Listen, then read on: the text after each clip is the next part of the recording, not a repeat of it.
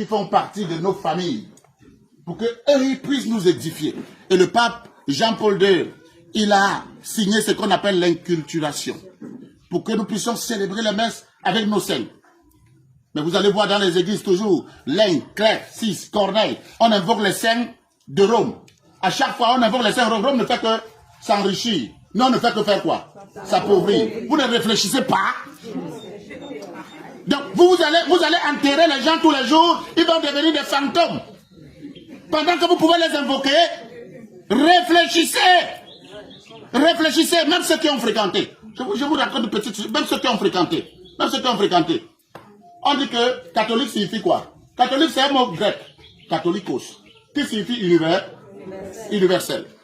Qui signifie universel? Quand on dit que quelque chose est universel, c'est que cette chose appartient à tout le monde. N'est-ce pas? Donc catholique, le mot catholique signifie pour tous. Écoutez, ouvrez bien les oreilles. C'est français. Il y a les intellectuels parmi vous. Il y a les gens qui sont partis à l'école. Même comme il y a des gens qui sont que quand on célèbre la messe, ils peuvent te faire une petite erreur. Et ils disaient ici que j'ai suivi ça hier. J'ai suivi ça hier. Je vous pose la question, mais c'est nous qui avions créé le français. Mais vous êtes terrible, hein? Mais vous êtes terrible. Est-ce que vous savez que c'est la malédiction? Mais est-ce que vous savez que c'est la malédiction? Tu dis à quelqu'un qui a fait une petite erreur en français. Toi, tu viens de rétorquer, c'est ta langue?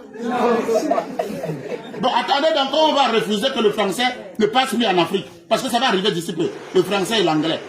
Chacun va parler son patois. Vous tous, vous allez devenir des bêtes.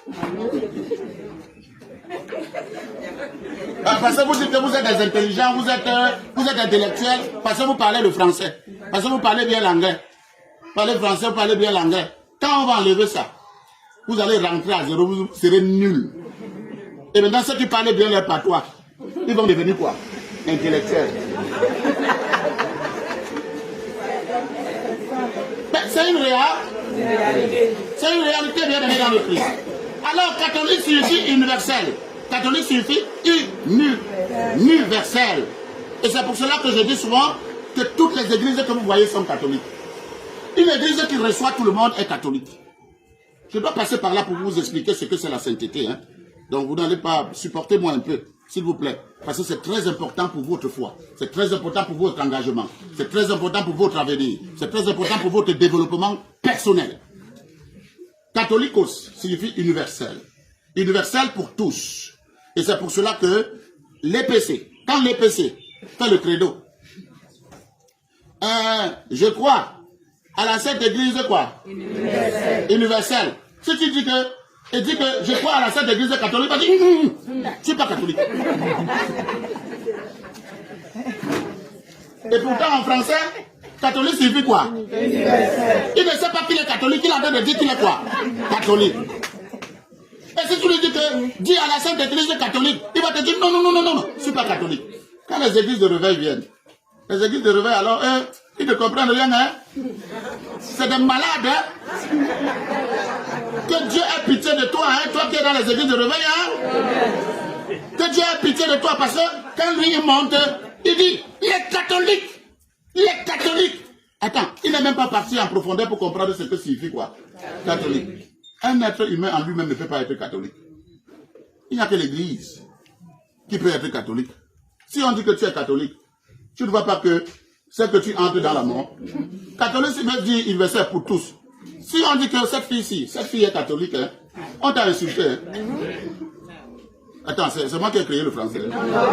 C'est que c'est des petites choses qui existent comme ça que vous ne comprenez pas parce que la spiritualité n'est pas avancée. Mais maintenant, observez très bien. À l'époque, toute l'église s'appelait l'église catholique apostolique.